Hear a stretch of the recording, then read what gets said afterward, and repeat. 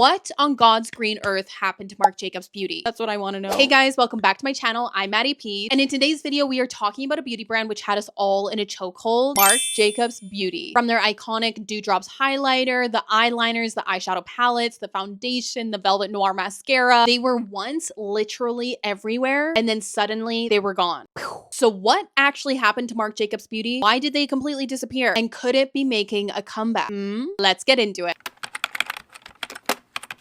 So a little background story just to reminisce. Marc Jacobs launched his beauty brand in 2013 in partnership with Kendo. Now Kendo, she is that girl behind Fenty, KVD. She is that girl in the beauty industry. And right from the start, they had major hits. Like I mentioned, the Dewdrops highlighter, the foundation, the eyeshadow palettes, the liners, the lipsticks. I actually worked at Sephora at the time that Marc Jacobs Beauty launched, which is just so iconic. And let me tell you, people were obsessed with it. And I'm talking people of all ranges. Older clients, younger clients, full glam girlies, natural girlies, like you name it, they were all enjoying different aspects of Marc Jacobs Beauty. The packaging was so sleek, the formulas were just like so luxurious, and it felt like a very high-end version of makeup, which is obviously very suitable for Marc Jacobs. It was one of those brands which felt premium but still accessible, unlike brands like Chanel, Dior, YSL. Like it just had a different tone, and sadly that tone came to an end because we get into the sudden disappearance.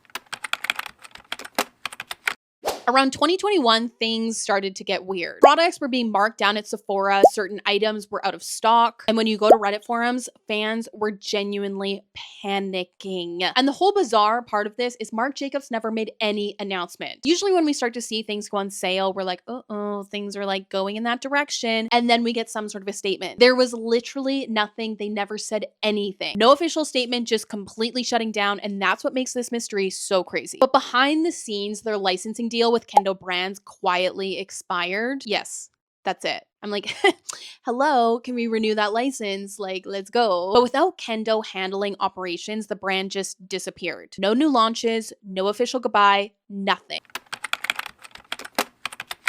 So why didn't Marc Jacobs survive? I have a couple theories. Number one, licensing issues. Obviously, we know now their licensing deal expired with Kendo. And again, I'm like, hi, me knocking on the door. Why don't we just renew that license? But we really don't know the behind the scenes. We really don't know if it was that easy. Who knows? Maybe Marc Jacobs Beauty and Kendo were starting to butt heads. They weren't seeing eye to eye. So Kendo just kind of like let the licensing deal fade, and that's that. I don't know. I don't know how these things work. So take that with a grain of salt. My second theory is lack of innovation. Now, yes, 2013 Marc Jacobs Beauty was absolutely amazing, and they still had unbelievable products even when they shut down in 2021. But we have to keep in mind, this is when Rare Beauty and Fenty Beauty were taking the beauty world by storm. And in my opinion, it just didn't really seem like Marc Jacobs could keep up with the viral, trendy beauty industry, which we were seeing. I mean, when we look at a couple of the last launches before the brand shut down, it kind of makes sense. In 2020, we had the Extra Shot Caffeine Concealer Plus Foundation. It was a hybrid concealer and foundation, which was supposed to be like super hydrating, full of like peptides, antioxidants, lots of like yummy ingredients, which sounds like it would be really, really amazing. But people were not into this product. They were saying that it dried down super